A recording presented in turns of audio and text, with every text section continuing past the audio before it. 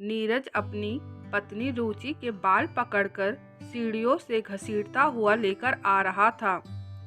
रुचि ने पूछा, मैंने कौन सी गलती कर दी जो आप इस तरीके से मुझे जानवरों की तरह घसीटते हुए लेकर जा रहे हो?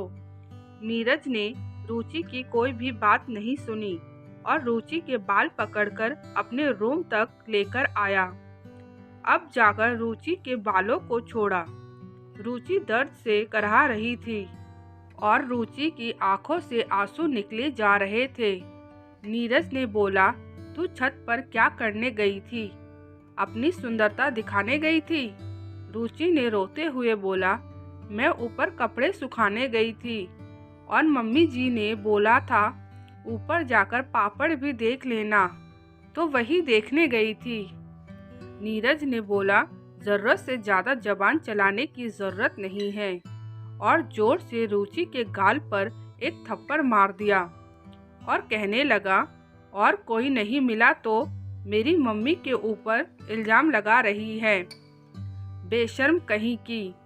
ऊपर वहाँ अपने आशिकों को अपना गोरा बदन दिखाने गई थी, ये नहीं बोल रही है। अब अगर मुझे तू ऊपर दिख गई तो तेरे टांगे तोड़ दूंगा। रुचि बिल्कुल चुप रहती है। उसको पता था उसकी चुप रहने में ही उसकी भलाई है। एक दिन नीरज बाहर घूमने गया तो उसको कुछ अपने दोस्त दिख गए। तो उसके दोस्तों ने कहा, नीरज तेरा घर तो नज़दीक ही है, अपने घर लेकर चल, इस बहाने तेरे घर वालों से भी मिल लेंगे। नीरज का मन ना होते हुए भी दोस्तों को घर लाना पड़ा। नीरज साथ में मोमोज भी लेकर आया था कि दोस्तों को खाने को दूंगा। नीरज ने रुचि को मोमोज दे दिए और कहा, प्लेट में लेकर आ। रुचि प्लेट में मोमोज सजाकर लेकर आई। दोस्तों को मोमोज देते वक्त एक मोमोज नीचे गिर गया, जिससे नीरज आग बबूला हो गया और सभी दोस्तों के सामने रुचि को जोरदार थप्पड़ मार दिया। अचानक से पड़े थप्पड़ से रुचि जमीन पर जाकर गिर पड़ी। नीरज ने चिल्लाते हुए बोला, तुझसे एक काम भी ढंग से नहीं होता है। नीरज के सारे दोस्त जो सोफे पर बैठे थे ये दृश्य देखकर खड़े हो गए। उनमें से एक दोस्त ने कहा, एक मोमोज गिर गया तो इसमें भाभी जी को थप्पड़ मारने वाली कौन सी बात थी? नीरज ने गुस्से में कहा, हम दोनों में दखल देने की जरूरत नहीं है। उसका दोस्त बिल्कुल चुप हो गया और सारे दोस्त वहां से चले गए। रुचि की शादी को 5 साल हो गए थे। उसका 3 साल का एक बेटा था। नीरज नेवी में काम करता था। उसकी सरकारी जॉब थी। साल के 6 महीने वह घर से बाहर रहता था और साल के 6 महीने घर में रहता था। नीरज जब घर में नहीं रहता था तब रुचि अपने बच्चे के साथ सुकून से रहती थी। इन दिनों नीरज की छुट्टियां चल रही थी। वह घर पर ही था। रुचि की जिंदगी को नर्क बना रखा था। नीरज एक सनकी और शक्की इंसान था जिसका कोई इलाज नहीं। रुचि जिस दिन से इस घर में शादी होकर आई थी, नीरज से उसको नफरत ही मिली थी। नीरज की जब भी छुट्टियां चलती, रुचि को मारने के अलावा उसके पास दूसरा कोई काम नहीं था। रुचि ऐसी जिंदगी से थक गई थी, लेकिन उसके पास दूसरा कोई रास्ता भी नहीं था। रुचि तलाक देने के बारे में बहुत सोचती, लेकिन अपने बच्चे की खातिर उसके कदम रुक जाते और नीरज के घर वाले भी नीरज को समझाने की कोशिश करते तो अपने घर वालों के ऊपर ही गुस्सा हो जाता, जिससे नीरज के घर वालों ने अब नीरज को समझाना बंद ही कर दिया था। नीरज के घर जल्दी से कोई भी रिश्तेदार नहीं आता था। सब रिश्तेदारों को पता चल गया था कि नीरज का स्वभाव कैसा है। नीरज एक अजीबो गरीब इंसान था। आज नीरज और रुचि के बेटे का जन्मदिन था। नीरज ने अपने घर पर जन्मदिन का पार्टी रखा था और पार्टी की तैयारी करने के लिए रुचि को जिम्मेदारी सौंपी थी। रुचि बहुत डर डर के सारे काम कर रही थी। वह सोच रही थी कि कौन सी गलती हो जाए मुझसे और ये मारना शुरू कर दे, जिस वजह से रुचि एक एक काम बहुत ध्यान से कर रही थी।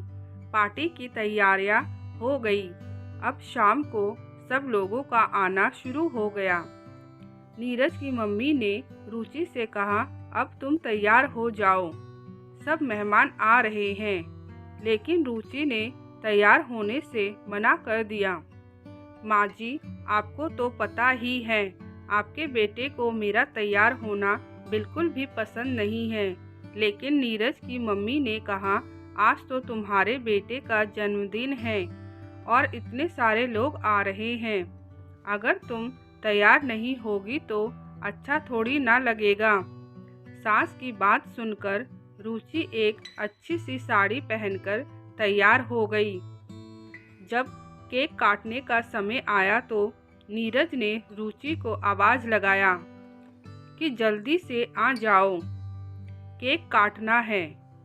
रुचि अपने कमरे से निकलकर बाहर आई। जैसे ही नीरज ने रुचि को देखा तो गुस्से से आग बबूला हो गया और सभी लोगों के सामने रुचि को जोरदार थप्पड़ मार दिया और कहने लगा, तुझे किसने कहा था इतना सजने के लिए? मैंने तुझे मना किया था ना, ये लिपस्टिक मत लगाया कर। लिपस्टिक लगाकर किसको दिखा रही है? तुझे एक बात बोलने से समझ में नहीं आती क्या?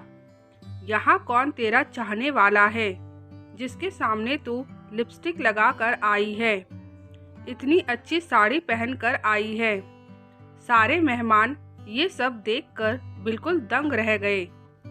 नीरज रुचि का हाथ पकड़कर रूम में लेकर चला गया और रूम का दरवाज़ा जोर से बंद कर दिया और अपना कमर का बेल्ट निकालकर रुचि को मारना शुरू किया।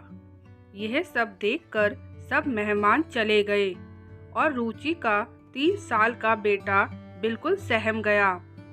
रुचि जोर जोर से चिल्ला रही थी, मुझे मत मारो, अब मैं ऐसी गलती कभी नहीं करूँगी। जो तुम बोलोगे वही करूँगी। मुझे माफ़ कर दो, अब मैं ऐसी गलती दोबारा कभी नहीं करूँगी। लेकिन नीरज है कि सुन ही नहीं रहा था। नीरज अपनी बेल्ट से जोर जोर से रुचि को मारे जा रहा था। नीरज के घरवाले नीरज के रूम का दरवाज़ा खटखटाने लगे और कहने लगे, नीरज, रुचि को छोड़ दो, अब उससे ऐसी गलती दोबारा नहीं होगी। बहुत देर के बाद नीरज अपने रूम से निकला। जब उसके घर वालों ने रुचि को देखा तो रुचि बिल्कुल खून से लथपथ थी। घर वालों ने जल्दी से डॉक्टर को बुलाया और रुचि का इलाज करवाया। इस बार रुचि के शरीर के घाव के साथ साथ उसके मन में भी बहुत बड़ा घाव बन गया।